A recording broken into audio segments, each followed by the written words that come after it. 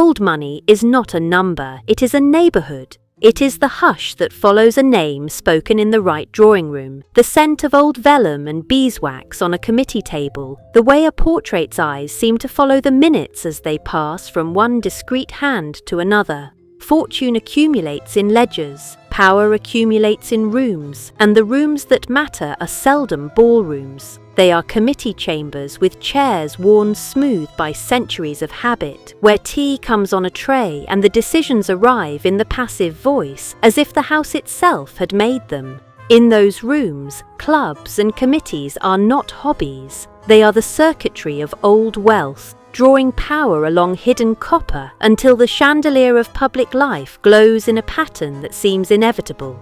Consider the committee as an instrument, cool and exacting. It permits the scion to act without appearing to act. It cloaks influence in a ritual of agenda items and any other business. A duke can vote like a clerk and still leave the building with the air changed. A merchant prince can chair a subcommittee on valuations and never raise his voice, while prices in 3 ports quiver as if touched by a tuning fork.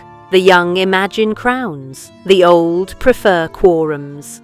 The public believes that power lives inside governments and on the front pages of newspapers, because these are visible and photogenic. Old money knows better. The places where outcomes are trimmed and hemmed are older, quieter, and guarded by doormen who know the colour of every guest's family crest. Walk along St. James's in London and the story announces itself in brass plates and curtained windows. Yet even there, the real work is upstairs in a small room where a committee of 3 can end a dynasty's project with 7 words. It is not in the interests. When money first learns to keep its voice down, it seeks a club. The club is the antechamber of power, a school that trains a fortune to sit still. But the graduate degree is the committee. In the City of London, the livery companies perfected this long before modern corporations claimed to invent governance. Behind the livery hall's carved screens, courts of assistants quietly set apprenticeship rules that determined which hands learned which trades and decided how the company's properties in lanes and closes should be let. The Goldsmiths Company did not simply police purity marks. Through its court and assay office, it enforced standards that made merchants trust the stamp, and trust created a market that enriched those whose signet rings could summon a meeting at short notice. A hallmark is a law pressed into metal. A committee is the hand that presses. Cross the street to the Baltic Exchange, and one finds another committee that never chased publicity, yet tugged at global trade like the moon tugs at a tide. For generations, panels of shipbrokers convened to judge fixtures, record charters, and produce the indices that moved freight rates across hemispheres. The Baltic indices were numbers on paper, but those numbers set the price of iron ore, grain, and coal, which meant they set the breathing rate of factories and the pace of winters. The persons who voted on methodology did not shout. They adjusted, refined, and tabled. The world moved. There is a kind of power that speaks in auction rules. In a narrow room on St. Swithin's Lane, representatives of 5 bullion houses once fixed the price of gold twice a day. They did it with a formality so dry that it seemed like liturgy. A chairman took the chair. Small flags or telephones signalled limits and orders from clients. N.M. Rothschild and Sons hosted, and the ritual, outwardly dull, carried within it the emotional weather of entire nations. When the price settled, mines in South Africa, vaults in Zurich, and jewellers on Bond Street adjusted their breath. It was a committee that hummed like a tuning fork struck in the earth's mantle. What looks like a meeting can be a metronome. If one prefers one of those quiet facts that never made it to the surface of pop culture, look to Venice, not for masks but for ledgers. The Scole Grandi, the great confraternities, managed endowments and redistributed wealth with committees that met under Tintorettos. Their governors decided dowries for orphaned girls, ransoms for captured sailors, the maintenance of hospitals, and the funding of bridges. It was piety, yes, but it was also a solvent that moved money across families and generations with a methodical grace that bankers would later call liquidity.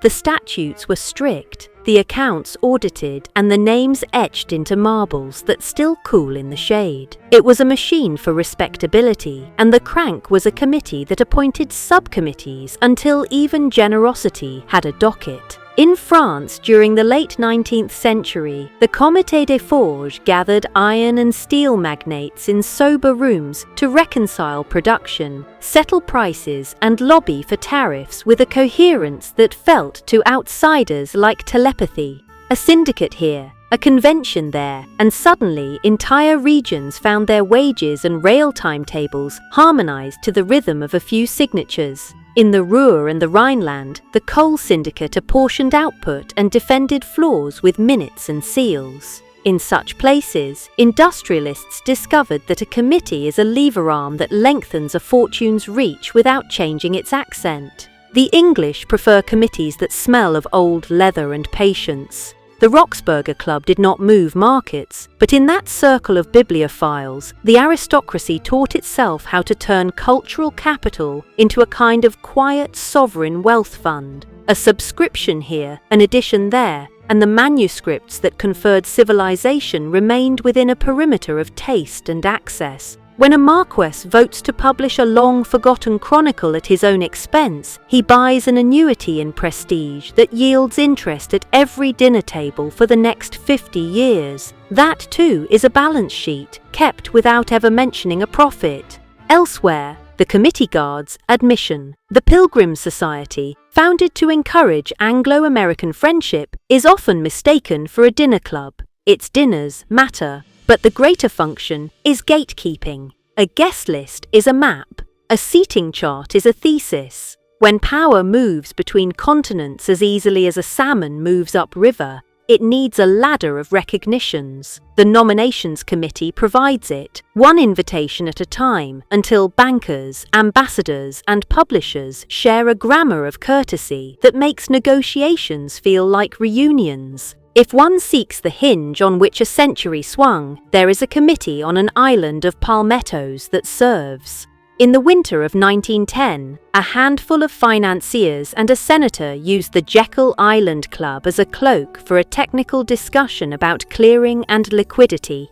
The world calls the result the Federal Reserve System and tells the story as a parlor mystery with hunting rifles over the fireplace. Old Money tells it as a case study in the committee done properly. The draft was hammered into shape because the men present spoke a shared language of risks and panics, and because the club provided cover. A club's first gift is privacy. A committee's first gift is precision. Together they can be constitutional. Old Money is also a trustee by habit.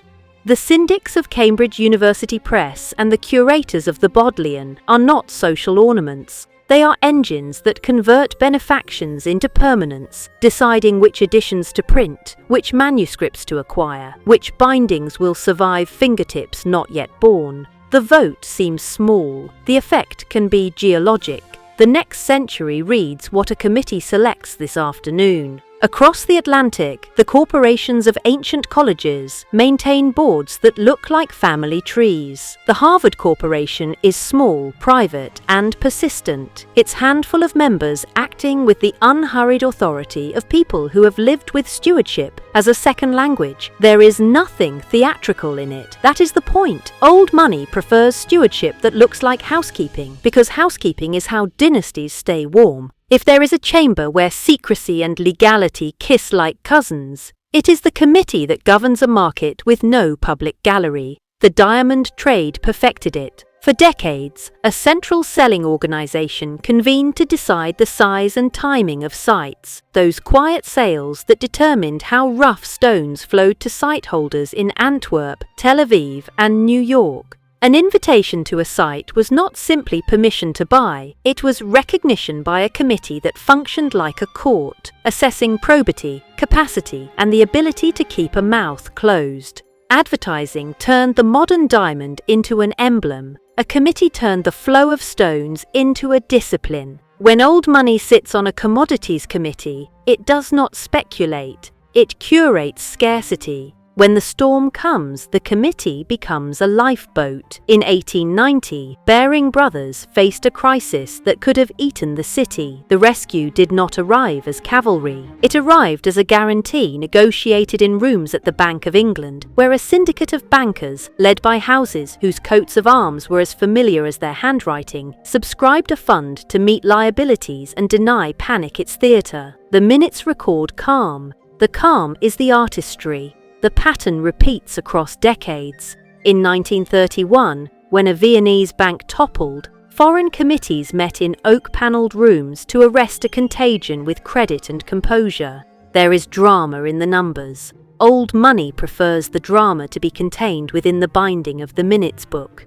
Of course, not every committee is benevolent. Some become velvet cartels. Some condense into biases preserved under glass. The admissions committee of a venerable club can maintain a stable social climate, the way a gardener maintains a hothouse, pruning, tending, excluding drafts. That climate over time becomes policy without ever being written as such. It is why certain accents echo in certain courts and why certain ideas are shaped to fit a dining room rather than a public square. The discipline required is astonishing. The harm can be real. But this is the structure. Restraint confers durability, and old money adores durability even when it is unfashionable. The language of committee work is modesty. Motions are moved, matters are taken under advisement, reports are received. Behind these manners are strategies that families teach their children as others teach the piano. Never own a decision in public if you can share one in private. Never force a vote if you can schedule a review. Never announce a policy when you can minute a precedent. The tactic is as old as consular Rome and as current as a bylaws revision at a philanthropic foundation where the endowment could fund a small province. The family that trains its heirs to serve on committees arms them with patience disguised as courtesy. In Paris, the Jockey Club once decided which operas thrived by the simple expedient of attending in a body only after dinner, insisting that a ballet appear at a certain time so that they might arrive to find beauty already in motion. It sounds trivial, a caprice of gourmets. It was governance in silk gloves. A committee's taste applied regularly becomes a constraint that artists bend around like a river around a stone. Patronage is a policy, even when it is described as an evening's pleasure. Then there are the hereditary societies that resemble reliquaries and turn out to be switchboards. The Society of the Cincinnati cherishes lineage, but its congresses convene military, legal, and diplomatic minds in a ritual context that relaxes antagonisms. The effect on appointments, priorities, and appropriations is not direct. It is cumulative.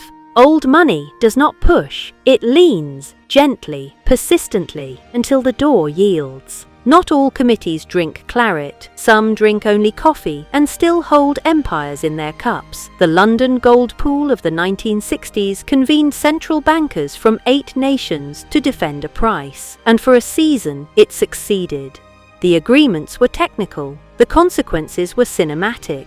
Shipments were planned, interventions made, and the London price, observed by speculators and statesmen alike, held its pose like a statue under scaffolding. When it finally collapsed, one read in the newspapers about a crisis. Old money had long since read the minutes and anticipated the denouement. The lesson was simple. When a committee governs a line on a chart, it is writing a chapter in real time. Committees also decide the slope of philanthropy, that elegant practice by which fortunes convert into monuments that age well. The curators of a museum choose what to accept, what to deaccession, and which galleries to dedicate in which names. A finance committee at a hospital chooses whether to endow a research chair in a field that will make a family's name synonymous with a cure. These committees are packed with careful people whose voices seldom carry beyond the 4th row at a gala, and yet their choices draw a line across the next half-century. dictating what our grandchildren will take for granted. When a family desires to steer history without leaving fingerprints, it cultivates a place on such committees and learns the art of speaking last. A reader might ask whether any of this is democratic. That is not quite the point. Old money does not distrust democracy. It distrusts fashion. Committees, at their best, are brakes that keep the coach from following every sudden trumpet blast down an alley. At their worst, they are pillows that smother novelty. The indictments are valid, the defense is practical. A society with no committees is a crowd is a tide. Families build houses by coasts, but they never move their silver down to the beach. There are reputations that exist only at the level of a nod. In the Garrick, a theatre club, an admissions ballot once ran black and white, and a single black ball could keep a man outside forever. The mechanism looks unkind to modern eyes, but it trained generations in a truth that the market also teaches. Capital is not only money, it is permission, and permission can be withdrawn with a fingertip. Watch how a dynasty prepares its younger members for such rooms. It sends them to stewardships where they count votes, not for parliament, but for a literary festival's programming committee, learning how to bury an unwelcome manuscript without bruising its author. It sets them to work on a school's finance committee, where they master the way cash flow seasons a year. It encourages them to sit on the advisory panel of a museum undergoing renovation, where they learn that an architect's draft is a hypothesis until a committee turns it into a budget. They graduate fluent in the only language that power respects above all others, which is procedure. The Almanach de Gotha, once the directory of Europe's high families, looks like a printed museum piece. But the fact of its editorial committee and the publication's rules of inclusion served as a stern reminder that recognition is a currency with denominations, and that the mint is a handful of desks. Entries could confirm a marriage as equal or morganatic, legitimizing a line or confining it to the margins. A book bound in cloth could feel like a throne's footstool. That is the work of formality, carried out by a committee that most citizens could not name. And so the map comes into focus. The club provides the setting, the committee the instrument, the minutes the record, and the signatures the sealant. Public life takes its cues from these quiet theatres. A finance minister meets resistance not only across the aisle, but across a lunch table where a philanthropy's investment committee has decided to shift allocations. An opera director adjusts the season not merely for critics, but because a foundation's program committee has expressed a preference in the beautifully non-committal language of stewardship. The city grows because a planning subcommittee decided that a certain square should remain a garden, and property prices behave as if a priest had blessed them. If one wishes to see old money at its most candid, watch a vote fail with perfect politeness.